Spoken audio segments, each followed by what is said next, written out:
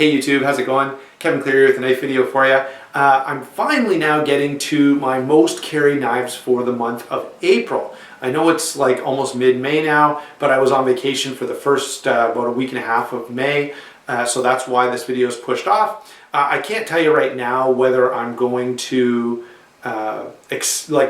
wait longer to do my most carried for May or whether I'm just going to move it back. I will say this, my tendency to switch out knives is frequent enough that I probably can get away with doing another video for May. I already have some in mind that I've already carried quite a bit since I've gotten back from vacation. So anyway, today I want to do my most carried for the month of April, and I don't know why, but these all seem to be like gray and black knives. I don't have any brightly colored Spydercos or anything. I'm not sure why. Anyway, let's go ahead and get started with two knives that deserve maybe honorable mention because of the fact that I carried them while I was on vacation.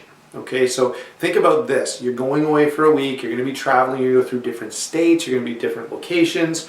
What are you going to bring that you can feel fairly confident is going to be legal wherever you're going and that is going to do anything you may need it to do? You know, on a vacation, who knows, you get a car breakdown, you're in a rough area, all kinds of things could happen on vacation, and I wanted a capable knife, but I also wanted one that was pretty people friendly. So the two knives I brought with me were, number one, the Cold Steel Code 4, and this is the Tanto version in CTS XHP. The Code 4 is a phenomenal blade. It is a great, just all-around knife. It does everything and it does it all well. You know, could it be, you know, a defensive blade? Could it be used in combat? Absolutely. Is it tough? Could it be used for bushcrafting? Could you probably even baton with it? Yeah, probably. Maybe not the best option. Obviously, you don't want to baton with any folder, really. I'm just using that as an example of going beyond the call of duty. So super strong, but it also looks really classy. You could carry this in, you know, a pair of dress pants. You could carry it in your jeans. You could carry it in your, you know, kit for a soldier or an EMT or something going into difficult circumstances. So great blade. The reason I took it is just because of the versatility. So the other knife I took, and I specifically thought, you know, if I'm going through states where maybe they have weird laws, or if I'm going to a place where there's a lot of people around, I brought my Domino. The Domino is a very people-friendly knife. You know, just the blue carbon fiber I love. I do have a Casey Lynch clip on this, which is great, and I think it's a big sort of a big plus or a big benefit on this knife. Really makes it nicer to carry, makes it obviously a nice deep carry. And I love the finish on his clips. There's sort of a stonewash finish, so it goes really well with the stonewash that's already on the titanium. Plus, the blue goes, you know, ties the whole knife together with the show side and the blue twill carbon fiber.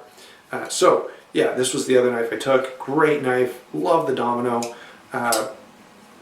Really, it actually gets carried a lot just in general, not only in the month of May, but you'll probably see the Domino show up in a few of these videos. All right, the next knife is my Viper Maga. This knife kind of comes and goes in my rotation. It never is going to go away. It's never going to leave my collection because it was given to me as a birthday present from my family. So this knife actually means a lot. I do carry it more as a gentleman's knife or as a interest piece than, you know, for utility purposes, partially because I don't want to wreck it. You know, I'm not going to be able to, even if I bought a new one, it wouldn't be a new one from my wife and kids.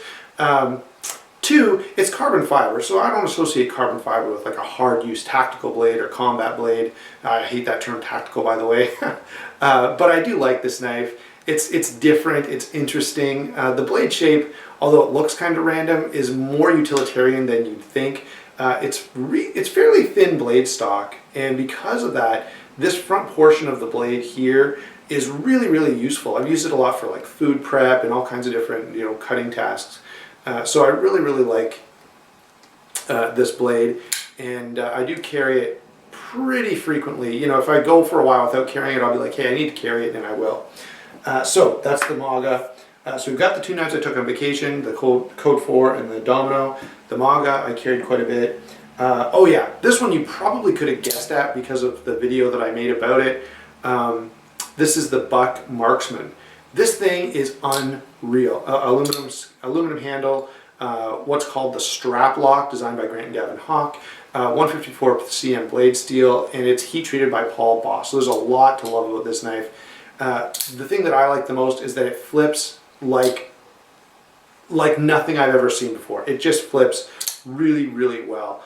It is a free dropper. Look how free that is, and it's like zero friction there. And yet, when you open it, there is no blade play. It is solid as a rock. So great knife. I said this in the video, but I have been really impressed and surprised by this knife from Buck. It's other than the Vantage Select, it's the only Buck I have in my collection, and it is fantastic. So there you go. I carried that one a lot just because it's lightweight and super tough. I mean, that's one of the things I really like in a knife. So that's the Buck Marksman. Sorry, all of a sudden the name just evaded me. What are we going to do next? Zero tolerance, 0560. You're going to get really tired of seeing these traditional or initial zero tolerances. Probably every one of these most carried videos is going to have either the 200, the 300, or the 560 in it, because I love these first efforts from zero tolerance. I do feel like they're kind of departing, and probably next week I'm going to sit down and make a video about this, but this is a knife that it always goes into my rotation, and when I'm not carrying it regularly, I'm carrying the 200 or the 300. I just really, really like these, overbuilt, super tough folders from ZT. I kind of wish they were still leaning in that direction, but I think they've kind of moved away from that. Anyway, just FYI, this is not really technically part of the video, but I've got my 0200 with me today as my EDC knife. I didn't carry it that much, to be honest, in the month of April, but it may go in the month of May video since I've got it today, and I think I carried it 2 days ago. So we'll see what happens. But the 0560 is a great blade, one of my favorites in my collection. And one of the, if you're looking for a high-end, high durability blade, you're not going to go far wrong with the 0560. Now, thinking of hard use, but also easy to carry, the last one I've got for you today is the Code, I almost said the Code 4. I think there's a lot of similarity between this and the Code 4. Not in the look and design, but in the role that I see it playing. So this is the Ultimate Hunter from Cold Steel. This is CTS XHP again. Really, it's just extremely comfortable. You just get this knife in hand and you go, yep, any kind of cutting task you could think of, this is going to do great. It's extremely comfortable. It's relatively lightweight. You guys know this choil here is not factory. I put the choil in myself after watching the Apostles video of this knife. I often do that. I find a knife and I like it, and when I'm waiting for it to come in the mail, the way I kind of anticipate that is by watching a bunch of videos about this knife that I've got coming and kind of excited about. That's what's happening with this blade. So I watched the Apostles video and saw that he put the choil in. And I really, really like it. I did use it, and this is, I think, I said this in my review, but I'll say it again. If you're going to mod any knife, okay, whether you're going to anodize the titanium, whether you're going to, put a cutout, like a finger choil like I did here, use it first for a couple weeks, okay? Make sure, you may use it and go, hey, I love it just the way it is, I'm not going to change it. But, kind of make sure, especially if you're going to make a change like this, there's no going back. Like, that steel is gone. It's this way forever.